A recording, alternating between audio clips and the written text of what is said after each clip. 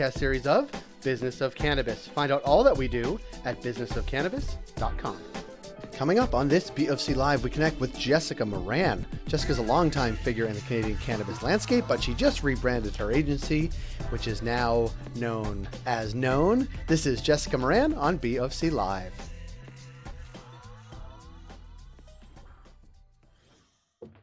Jessica Moran, thanks for being here. Thanks for having me, Jay. Before we get into it, I want you to guess what month and year you first appear on my calendar. I just looked. Like on an interview or just on your calendar as a meeting? Let's talk about cannabis industry clients that you were representing. I feel like it was March-ish. So You're gonna wrong. love it. Okay. I mean, I don't know. Does it have to be like, it's got to be at least 3 years? It was November 17th, 2017. Shush. Yeah. I just looked it up. It was November 17th, 2017. Okay. Can we pause for a moment? Yes. Love that you know that and that you have that from so long ago. Well, yes, it also speaks to the fact that my Google Gmail G Suite is like a mess, and it is now my archive. But I looked back; that's the first time Jessica Moran appears in the calendar from 2017. So that's a long time. That is a long time. Yeah. Look how far we've come. I know. Look how far we've come. Yeah, we're on Zoom. We're really crushing it. Back then, you were working with a company called Strain Print, which folks who are follow what's going on at Business of Cannabis know from then. But since then, give us a bit of your journey up through Jesco, and then we'll talk about what you're up to now. Sure, yeah. So I did start with Strain Print. Actually, even prior to Strain Print, I ran just a very small one-woman consultancy, which is how I met Strain Print. And worked with them for a couple years, helped to set up their marketing department, really got ingratiated in the cannabis industry. And then from there, I moved on and decided to take the plunge and start my own agency called Jesco. It went really, really well, had a great response and still have a great response from clients. And as we continued to grow and expand, I expanded the team.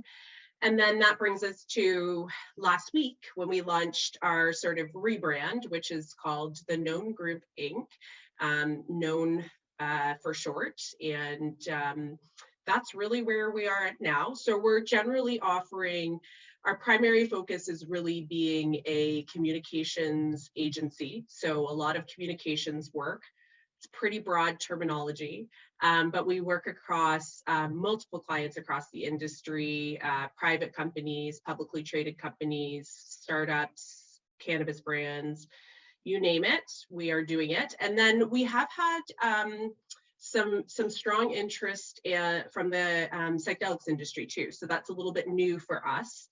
I actually have an amazing staff member named Roderick McDonald, who's on our team that is very heavily involved in the psychedelics industry and in cannabis. And I'm fortunate to have him as a team member. So we've sort of expanded our repertoire to the psychedelics industry. And then we do some healthcare. And there's a lot of crossover, I find, with cannabis and healthcare and wellness. So those are sort of our three primary focuses of industry. And we are doing communications, everything that goes along with that, marketing, business development. We're doing some IR for PRs, what I call it, or PR for IR. So we're not an IR firm. However, we work with a number of publicly traded companies to help them promote themselves and promote their stock in order to move the needle. Yeah, and it strikes me, talking from 2017 to now, there is lots more. It's a much more crowded space. It's crowded whether if you are a retailer or a retailer with more than one location. It's crowded for brands. It's crowded for publicly traded companies. It's crowded for individuals. Like, it's just a more crowded space, and it's more difficult for any of those people, companies, players to be known or get known. And so you need to be more creative or more thoughtful. Give me a little bit of background or thought, like having that time horizon under your belt, what type of experience that gives you to like service your clients? Like you've seen a Yeah. lot. Yes. So I think, especially being in the communications and marketing world, one of the biggest differentiators for us is that we know the regulations inside and out. So when our clients come to us, there's sort of this immediate trust factor. We're not going to get them into trouble. We're not going to do anything that's going to put them at risk. So that's kind of first and foremost. And that really differentiates us too from a mainstream agency. Unfortunately, I have heard some of our clients that come to us that are with some mainstream agencies that maybe don't have a cannabis specialty or aren't familiar with the regulations, and they have gotten their wrists slapped and those types of things. So I think that's kind of a baseline level. And then the other thing is, because I've kind of been around the block, it seems like a lifetime being in this industry, but you sort of get to see who the real players are, who the people who are putting in the sweat equity and who are doing good things. So what we try to do is we try to attract a group of sort of premier clientele who is really moving the needle and are really doing things. I think there was a time in the industry where there was a lot of what I would refer to as smoke and mirrors, and the money was a-flowing at one point, but people weren't really moving the needle.